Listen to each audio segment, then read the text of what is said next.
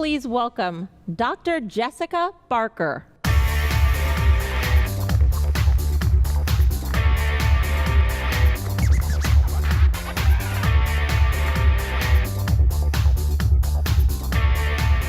Good morning, everybody.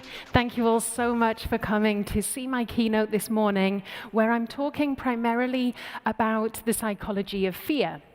I'm really delighted to be here at RSA, keynoting, particularly in a year when we're focusing on the human element, because I'm sure, like a lot of you, that's my passion, so it feels amazing to be able to speak on this stage about that today. So, what I'm speaking about today, I've always specialized in awareness, behavior, and culture when it comes to cybersecurity. And so what I'm talking about today is some lessons from my experience and a lot from scientific research that helps us understand how we can communicate cybersecurity messages in the most effective way. And when I say communicate, who am I talking about we're communicating to? Primarily, I'm talking about communicating with the end users, people who don't work in security, maybe not in technology, and people who we're desperately trying to reach with our awareness raising, trying to promote more positive behaviors when it comes to security. So I'm going to be speaking about what fear has to do with this and why we need a good understanding of the psychology of fear when we're communicating cybersecurity messages. I'm going to be talking about something called fear appeals, what they mean, and particularly what they mean when it comes to cybersecurity communications. I'm going to be talking about how we can communicate a scary subject in the most constructive and responsible way. When I first started exploring the psychology of fear in relation to cybersecurity about 5 years ago, I did it because I was doing a lot of awareness raising, I still do. But at the time I wondered, can I talk about this subject and not scare people? And I quickly sort of realized you can't talk about cybersecurity and not elicit some sense of fear among the people you're talking to. Inherently, we are always going to be speaking to some extent about threats. So what I then became interested in is how can we do that in a way that is the most constructive, is going to have the most positive impact, and is the most responsible, because we're dealing with an emotion when it comes to fear. And then for the end of my presentation, I'm going to be looking at how we can move beyond fear. So firstly, how do we use fear, and how do we use fear responsibly? But then what else can we use? What other emotional appeals can we draw on? So throughout this presentation, I will be drawing on psychology, sociology, neuroscience, behavioral economics, all these fields that really help us understand people much better so that we can really put people at the heart of our security communications. So, why speak about fear and cybersecurity? We know from behavioral economics that people are more scared of things if they feel like they don't understand them, or if they feel like that subject, that topic, that issue is out of control. And this is why, for example, people are more likely to be afraid of air travel than driving in their car, because it feels out of control and it involves a lot of technology that they're not familiar with. They're not the one usually piloting the plane, so it feels unfamiliar, it feels out of control. So even though there are way more car accidents than there are plane accidents, people are disproportionately afraid, or more likely to be afraid, of flying in a plane. What has this got to do with cybersecurity? Well, of course, what we see in cybersecurity has been a huge rise in number of public attacks. We see cybersecurity issues hitting the headlines pretty much on a daily basis. And on one level, this is good for awareness, isn't it? It means our board members are more likely to be thinking and asking about cybersecurity. It maybe warms people up in our organizations, our colleagues, to cybersecurity awareness. It brings the topic to the front of people's minds. So that's great, except that's a double-sided coin, and it can mean that people feel like cybersecurity is out of control. There are so many breaches and hacks happening all the time, even to tech-savvy companies like Facebook and Twitter and Google. So if it's happening to them, well, it must be huge. It must be out of control. What chance do we have? And security can feel very unfamiliar for a lot of people as well. We often talk in a technical language. We often use terms that might not make sense to people outside of the industry. Even in mainstream news coverage, sometimes it's not that clear to the average person what has happened and what's being spoken about and what it means to them. So unfamiliar and out of control, which means that when we go in to do our awareness raising, we have to understand that cybersecurity is one of these issues that people potentially have a disproportionate level of fear about. So I've talked about fear a little bit already. What do I mean by fear? Well, fear, of course, is an emotion. Fear is not the danger, it's not the issue, it's not the threat, it's our emotional response to it. And there's been a great deal of research in psychology, in sociology, in other human-centered disciplines as to what fear actually means and how we respond to it. On the surface level, we can think fear is just a thing, it just exists, it's the same wherever you go, whoever you are. But of course, that's absolutely not the case. A sociologist called Tudor has done a great deal of work trying to understand how fear manifests itself in society and what this means. And so we can look at an example that Tudor uses about a tiger. Tigers are scary, right? We're all going to be scared of a tiger. Well, if we're alone in the jungle and we come across a tiger, then yeah, we're going to be pretty scared, I would have thought, most of us. I know I would be. I'm not trained in tiger handling, so that's going to be quite scary to me. If I am in a group, a safari group, and there is a safari leader there who is trained in tracking tigers, has the right equipment in case something goes wrong, knows what to do if the tiger is showing signs of attacking, knows what signs of attack look like, well, then I'm going to feel much more confident and much less afraid than if I'm just on my own. If I'm that trained safari leader, well, then I'm going to feel even more confident again. I'm going to have to recognize that I'm responsible for the group that's with me, that they've put their trust in me, and that I'm playing this role, this intermediary between the tiger and the people that I'm shepherding. If I'm a hunter and I see a tiger, I'm going to feel entirely differently again. I'm unlikely to feel afraid. I'm going to feel excited because, there's my fortune. That's what I've been searching. That's what I'm here to do. If I see a tiger on the TV, I'm at home with a cup of tea and I'm watching a documentary, well, I'm not going to feel afraid at all. So depending on who you are in relation to the tiger, you're going to feel very differently. And of course, this is the same with technology and cyber insecurity. In the example that I gave, I see us as the safari leaders. We're the ones who are trained, we're the ones that know what attacks look like, what signs of attack look like, and we are responsible for the people that we are shepherding. But we have to understand that they are going to have a different emotional response to the tiger, the technology, the cyber insecurity than we are. So in my introduction, I mentioned fear appeals. Fear appeals, if you're not familiar with the term, it's a message that tries to change behavior by using a fear-based message. So I'm using something scary to try and influence you to change your behavior. And so, for example, we see fear appeals on the TV, don't drink and drive. We see fear appeals on cigarette packets, warning us of the health dangers of smoking. We see fear appeals every day, all around us. And we've been using them in society for many decades to try to encourage more positive behaviors in all sorts of areas of life. Now, psychologists have taken these decades and decades of work around fear appeals to analyze how come some of these work and how come some of them don't. Because some are very successful in changing behaviors, and some not even don't work, they can actually make the problem worse. They can drive more negative behaviors. So psychologists have been looking at why some work, why some don't, and what key messages we can take from those. Now, when I talk about the psychology of fear, I often get this question, and it might be something you're all thinking at RSA. Surely it's very straightforward. Social engineers use fear all the time in their phishing, smishing, vishing messages, and they tend to work.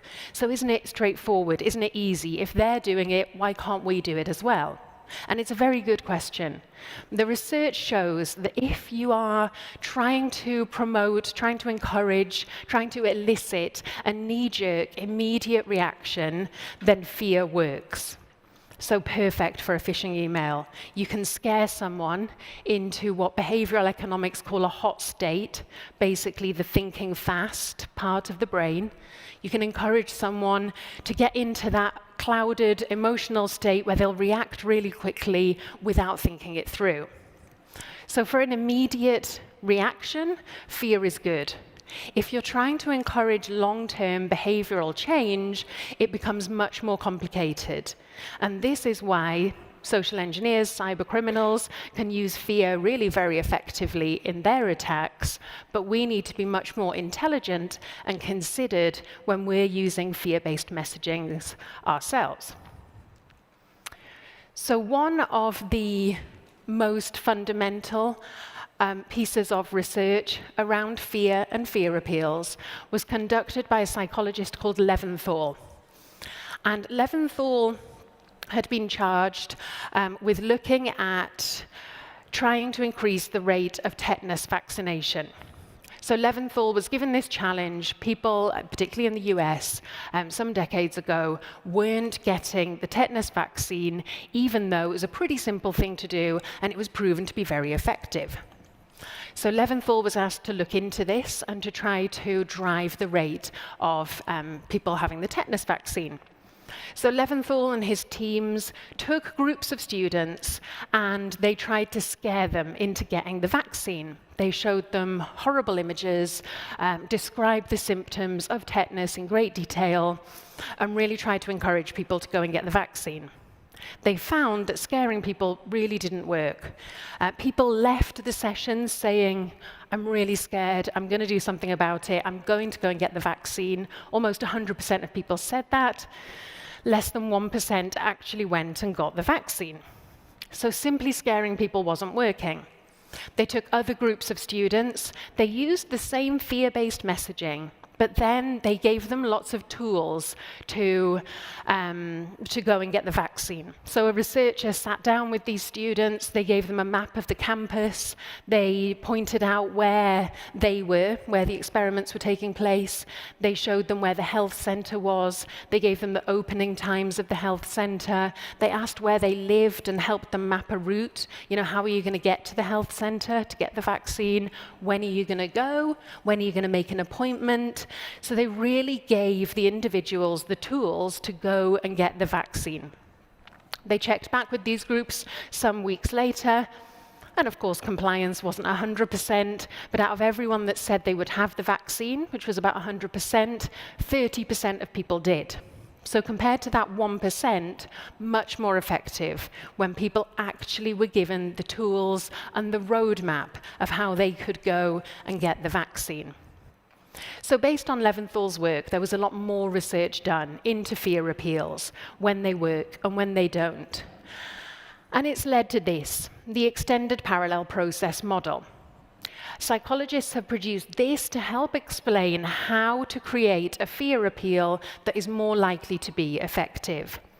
And this really illustrates how we react when we're confronted with a fear-based message. We won't even be aware that we're reacting like this, but this is how we process a fear-based message. So if someone comes to me and they tell me something scary to try and change my behavior, the first thing that I will do is appraise the threat. I will decide, is that threat real?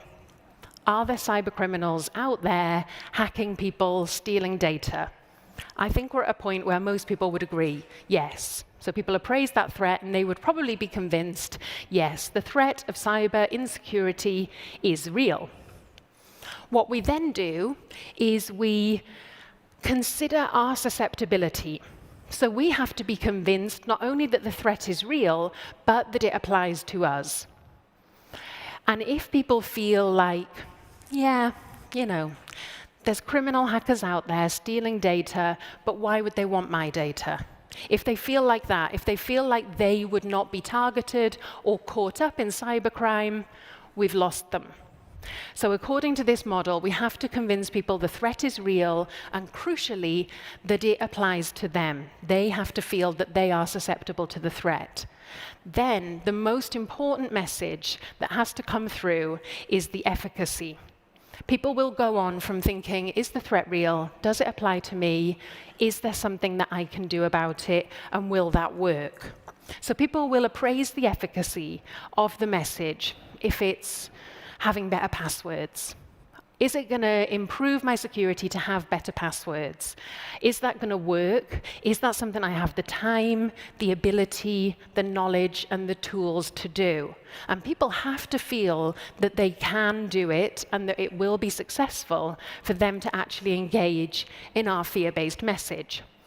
Otherwise, they will just engage with the emotion. So if we convince them the threat is real, it applies to them, there is something they can do about it, it will work, and they're capable of it, then they will engage in controlling the actual danger. So then they will engage with the behaviors we're encouraging. If we lose them at any point in this model, at any point on that journey, they will just engage with the fear, the emotion. And that means they'll find a way of avoiding what we're recommending. They will either switch off from listening to us, they will become tired, their eyes will glaze over, they'll think, well, it doesn't apply to me, or, what's the point? It's so bad anyway. There's no way that I can, if Google's being hacked, then what chance do I have? Or they'll think this person, they're just trying to sell me something. They've got an agenda. I don't need to listen to this. Or at the other end of the scale, which I have seen happen, they'll become so terrified that they won't want to go on the internet. They won't want to open any of their emails. They won't want to click on any links. So one way or another, they're engaging with the emotional response, not the true danger. So usually they'll engage with avoidance, reactance, doubt. One way or another, they will convince themselves emotionally that what we're saying doesn't apply to them. So what we really need to do with our fear-based messaging is make it relevant to the people, the individual people that we're speaking to, and we really need to empower them. We really need them to feel that they can engage with the responses we're recommending. And I'm going to encourage a few ways that we can do that in my next few slides. One of those ways is to think about all of the messages that we share with people. It becomes really difficult for an end user to engage in our recommendations if they're, a really long list. If we're telling people 10, 20, 100 things that they need to do, that is so overwhelming, there's no way they're going to engage with what we recommend. So we really need to think about how we can reduce the noise and focus on the signal for people. If you have 3, 4, 5 maximum key messages that you can focus on with your end users or your kids or a media message, what are your top priorities? And the best way of doing this is really to think about your risk assessments. What is it in your organization that is most risky concerning your end users? Those are the messages you want to focus on. You can't overwhelm them with everything at once. You have to pick your priorities. And then you change 1, 2 behaviors at a time, and you keep building upon that. Another really important issue when it comes to efficacy is making sure people have the tools for the job. And this is a really big pet hate of mine. When we do awareness raising, but we don't give anyone a solution to engage with. So for example, classic one, of course, is passwords. We will tell people they need to have a strong, unique password for all of their accounts. they've got how many accounts. According to some research, 30. According to other research, over 100. I've lost track of how many accounts I've got. I have no idea. But if we tell them they need to have a strong, unique password for all of their accounts, we have to tell them how they're going to manage that. We can't expect them to just remember those, because the cognitive load is way too high. Nobody can do that. And if we as security professionals are recommending to people that they do it, we have to ask ourselves, are we really doing that?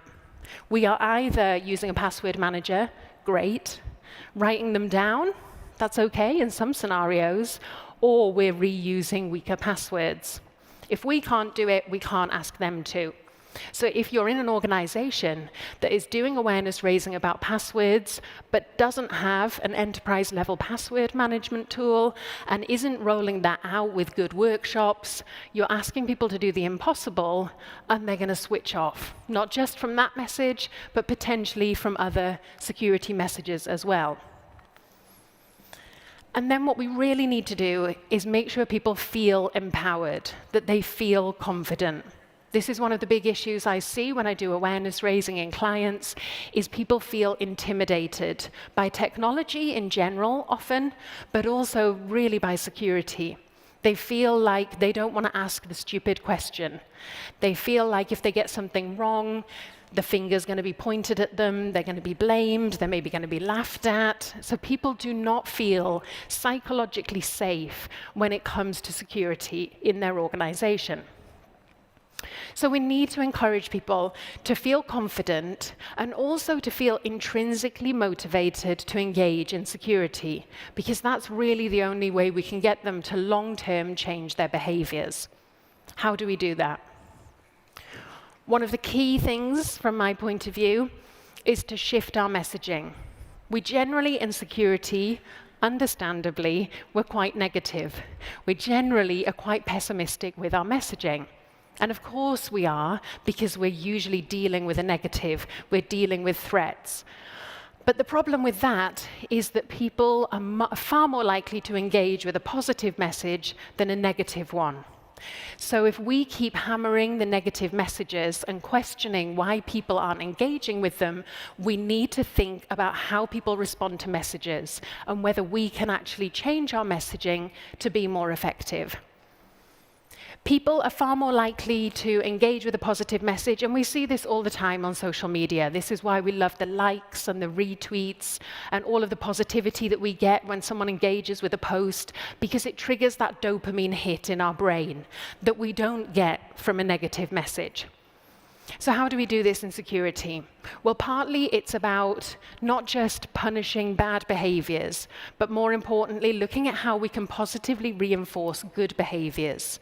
So how can we reward people when they engage in security in a positive way, rather than just waiting for people to make mistakes and punishing them? And the importance of being positive ties in with the optimism bias. So there's been research conducted by neuroscientists led by Dr. Tali Sharot, and this research has been conducted around the world to look into whether we approach our futures in a positive or a negative way. And what the researchers have found over the last 10 years is that the vast majority of people, about 80% of people, are wired towards optimism in our own personal lives. So we might think the world around us is getting worse, but me, I am going to be just fine.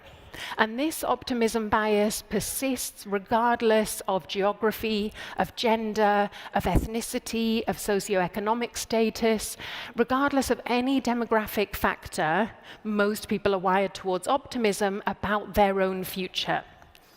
This is why people prefer, in general, Fridays to Sundays. We love that feeling when we're at work on a Friday, thinking about our day off on Sunday, more than we actually enjoy that day off on Sunday, because we're optimistic.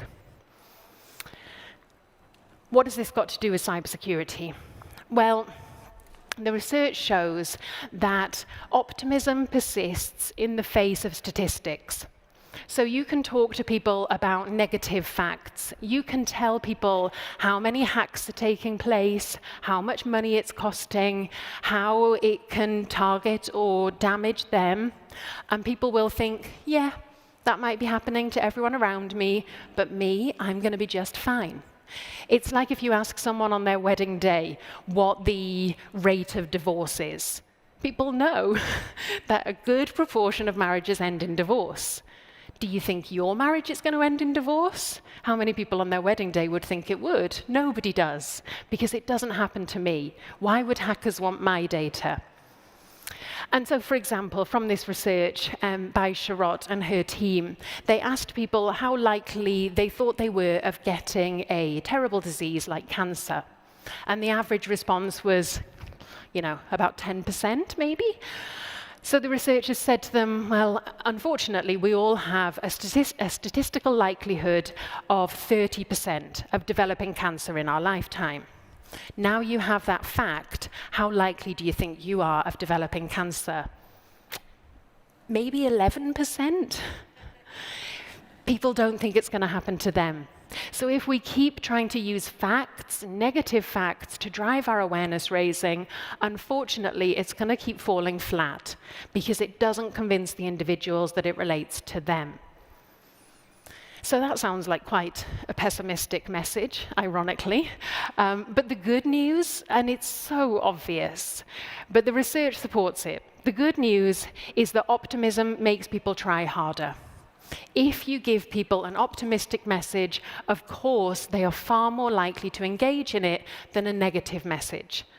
If you can tell someone, the sky's falling in, cybersecurity's terrible, everyone's getting hacked, oh, but make sure you change your password. I mean, why would somebody bother? If you tell them cybersecurity's real and it relates to you, but you can engage in these few quite simple behaviors to make your resistance to the threat, 95, 98%, avoid that threat to such a high level, well, that's an optimistic message that people are far more likely to engage in. So this goes back really to the fear appeal research. Giving a strong efficacy message is far more likely to be successful. Another tool that I find is really engaging when it comes to scaling up awareness raising and when it comes to changing behaviors in an organization is social proof. Social proof can really help to amplify our messages. So again, psychology shows us that if we as humans don't know what to do, we will mimic the behaviors of other people. This is what TripAdvisor, Airbnb, Google reviews, all of these things are based on, social proof. And researchers have even put a statistic to it. So I think it was the University of Pennsylvania recently did some studies, and they found that if 25% of a group acts in a certain way, the rest of the group will follow. 25% is about that tipping point. So if 25% of you get up and leave now, I'm going to be talking to myself. Or, more likely, I'm going to follow. Because we think other people know better. So we think, oh, that 25%, they must have heard a fire alarm, or they must have seen the schedule and know that she's talking too long, or they must have decided this is rubbish, so it must be rubbish, so I'm going to leave as well. We put our trust in a good number of other people behaving in a certain way, thinking, good enough for them, good enough for me. Think for a minute about social proof and cybersecurity. Because when I look at a lot of cybersecurity messages, what I see is us shooting ourselves in the foot.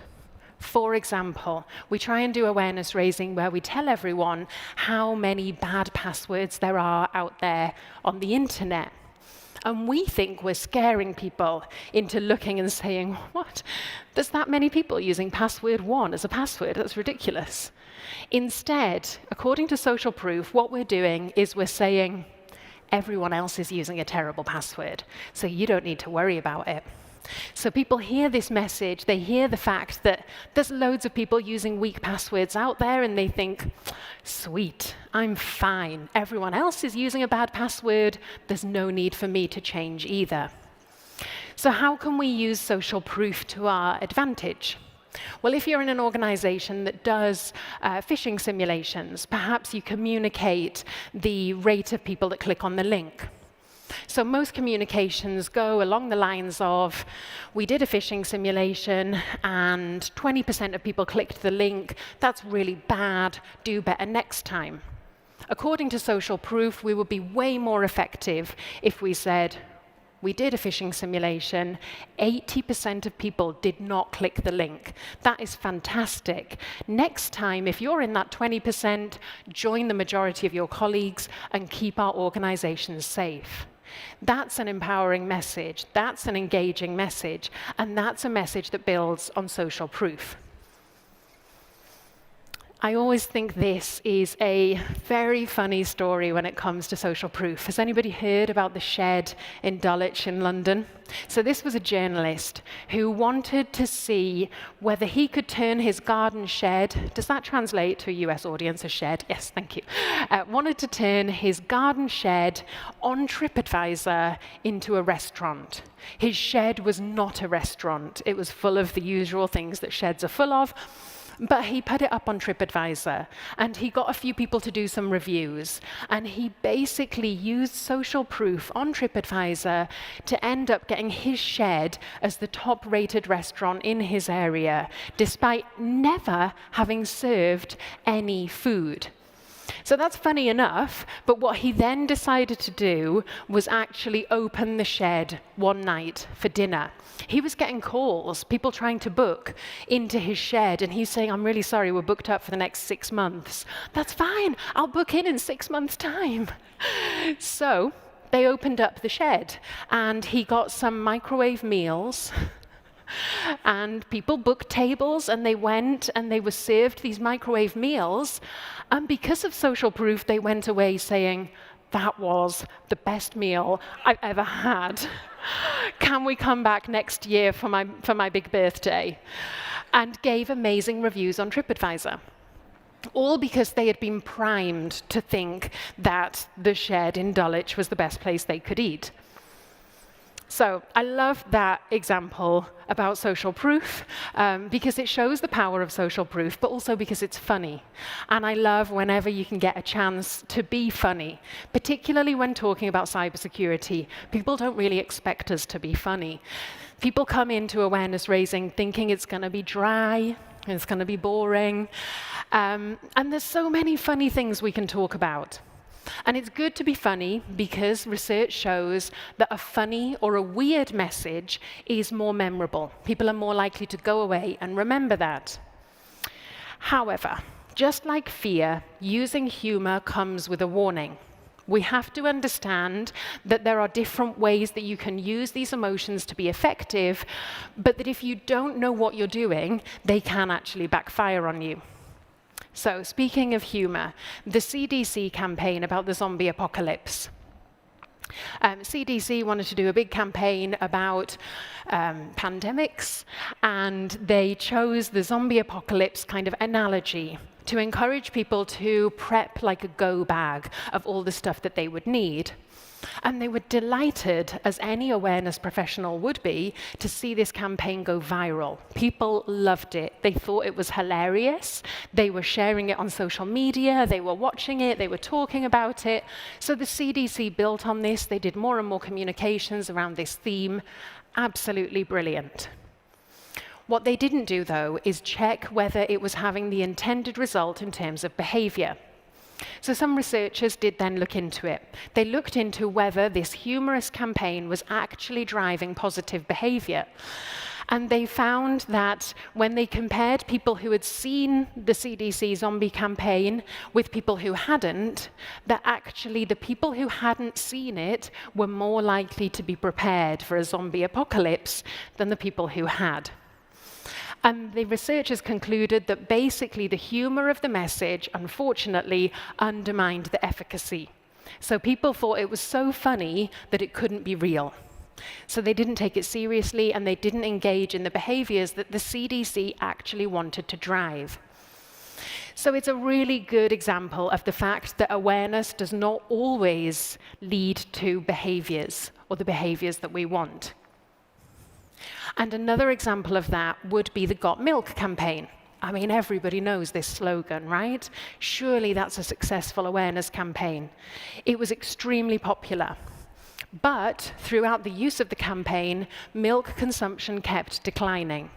People loved the campaign, but they weren't drinking more milk. They were drinking less milk. So the milk industry realized that they had to do something about it. They did a lot of research to look into this.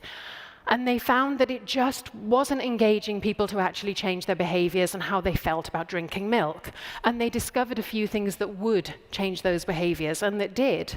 One was to focus on the protein level of milk, because people generally want to consume more protein now. One was to have a partnership with McDonald's, where you could get milk as part of the Happy Meal. And the other was to change the shape of milk containers, which were always that kind of square one, and to make some round so they can go in your car cup container. So we can't just think about awareness. We have to test our messages to see if they land right, if they hit the points we want to in terms of changing behavior. Because as that Got Milk campaign clearly shows, it is not just about awareness. We can't just focus on raising awareness. We have to think about whether we're making our security usable, whether people are going away from our campaigns and actually engaging in the behaviors we recommend. And again, it comes back to that fear appeal point of efficacy. People have to have the tools to engage in. We have to build the security around them. And the aviation industry gives a fantastic example of this. Since the 1950s, accidents in the aviation industry have rapidly declined, so they have a really low level of incidents. This has partly been technological because of the introduction of the jet engine, but it's also very much human-based. The 1950s is when the aviation industry started to put people at the center. So they started to look at how the pilots and how the crew engaged in technology, and then they created that technology around them. They also introduced a just culture, so a culture that moved away from blaming individuals for incidents. When an incident happens in the aviation industry, it's not about pointing the finger, it's about looking at that incident very openly so that you can see what's happened. How can we stop it happening again? The aviation industry understood that a fear-based culture, a culture that blames people for incidents, does not reduce the number of incidents. It just reduces the number of reports of incidents, which is the last thing that we want in security. If we have a blame culture, a fear culture, then people don't make less mistakes when it comes to information and technology. They just don't tell us about them. And we in this room all know that that's the last thing we want. If someone is at the center of an incident and they keep it quiet, it just means we have less time to act on it, to investigate, to remediate. So we really need to be thinking, not just about awareness, not just about behavior, but about culture. What kind of culture do we want in security? What kind of security culture do you have in your organization? Do you measure that culture? Do you have metrics in place to tell you whether that culture is moving in the direction you want it to? Do you know what behaviors would make up the kind of culture you want? And how do you raise awareness that is targeted at those behaviors? We really need to start thinking about our culture, both in our organizations and the kind of security culture that we have in general. What is the culture of our profession? Because these are the things that really influence us as individuals, as teams, as organizations, but also really influences the people that we're trying to engage with. So I'm going to wrap up my presentation now with some time for questions, but I just wanted to give you the takeaways before I do. One of the key things that I have hoped to convey today is that when you're talking about something scary, which we often are when it comes to security, we really need to focus on the efficacy of our message. Too much in the past, we've gone very heavy on the threat, and we've thought if we just talk enough about the threat, we can scare people into behaving as we want. We need to move away from that approach and focus much more on empowering people. How we do that is reducing the noise so that people can really engage with our most important messages. We can harness the optimism bias and social proof to drive more positive behaviors and drive a more positive culture. We absolutely have to provide people with the tools. If you're doing an awareness message, but you don't have a tool that people can engage with, you don't have a way that people can go and implement your message, then I'd encourage you to take a step back and ask whether what you're asking of people is really realistic.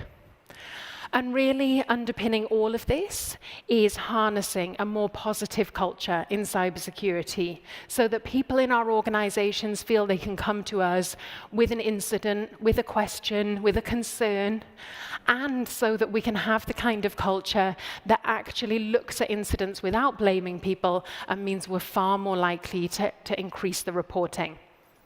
So thank you so much for your time, for your attention. It's been an absolute pleasure to speak with you all today. I'm at RSA for the rest of the week, so I'd be delighted to chat with anyone over the coming days. You can find me on Twitter. You can go and check out our website and our blog, where there's lots of my work and the work of my colleagues. But in the meantime, if anyone has a question now, I'd be very happy to take it.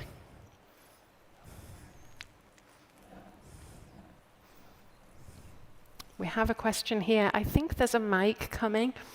If we can just... sorry, so if you can come to the mic. Thank you. I'm going to grab some water while you do. Hi, my name's Zach Etienne with Clements Worldwide. Hi. And my question is, how can an organization leverage social proof when mitigating reputational harm after a data breach? Yep, so social proof, particularly mitigating after a data breach. So any positive lessons you can take from a data breach, that this incident was reported to us, this is how the team responded to it, this is what technology we've put in place, this is what we're doing to build on it. So any positive messages you can draw, particularly around how people behaved, that was key to help you responding to that incident, I would really encourage. When it comes to social proof in general, I find one of the most important or one of the most successful mechanisms is a champions program, sometimes called champions, ambassadors, whatever it might be, but people in an organization who aren't security professionals, but they take on the role a bit like health and safety, where they become like a security rep in their area of the business. They're not expected to become an expert, but they maybe get a little bit of training, and they have a route into security. And having a champions network can be great for getting your messaging out, but also providing that kind of social proof of having people dotted throughout the business. And that can be really helpful, both in responding to an incident, because they may feed back issues quicker than would otherwise happen, but also in feeding out what's happened after an incident. Your champions can go to their teams and say, this is what's happened, these are the good things we can take from it, and this is what we're implementing so that it doesn't happen again, or so that we're better protected. Thank you for your question. Hi. Hi. You talked a lot about empowerment. Definitely agree. What do you think about repeat offenders, people that are doing things that are clearly, it's not just an accident, or it's an accident, but it's the third and fourth and the fifth time. Sure. So where do you think accountability comes within an organization? Yeah, repeat offenders are a problem. When it comes to repeat offenders, I usually find there is something beneath that. And it can be that they just don't understand what they're supposed to do. And we may feel like, well, we've delivered the training, everyone else understands it, why don't they? But as an individual, worth exploring whether there is a blocker like that they just don't understand, or they can't use the technology. Another issue can go beyond security, and it can be that they're not happy in their job, that there's something wrong at home. It can be all these things that unfortunately we know in security can have such an impact on our field, but we don't necessarily have control over. So then I would encourage conversations with HR, with their line management. I would always encourage having a positive and empowering approach for as long as possible until it becomes to the point where someone is obviously, being willfully negligent or is actually being malicious. Of course, there has to be some repercussion on people when it gets to that stage, but I do find the majority of people don't fall into that particular category. Thank you. So I think these concepts are amazing for creating awareness campaigns within a company, but I'm wondering from an industry perspective or industry level, specifically in healthcare where I'm from, we have 58% of data breaches come from insiders. Yep. We're the only critical infrastructure where you're more likely to be breached by your or compromised by your internal people. So how do we use these concepts to create awareness in an entire industry? Do you do it at the individual company level and hope it percolates up, or is there some larger awareness campaign? That's a really good question. I think that obviously that insider problem is prevalent, but of course there are industries where it's more of an issue. And I would say that is a mixture. If you can work on an individual organizational basis, then fantastic. But also trying to work on the culture of the whole industry. So whether that's at industry events, whether that is trying to have some kind of consortium across the industry, anything that you can do to try and impact the culture in general, and then trying to build it up in organizations as well. Hello. Hi. So you talked a lot about how to engage users. My sort of bigger issue is how to engage my management and the executives, and I wonder how you might tailor your message to be able to deliver it to people who are in a decision-making position. Sure. I get that question a lot, and I also do a lot of work with executives.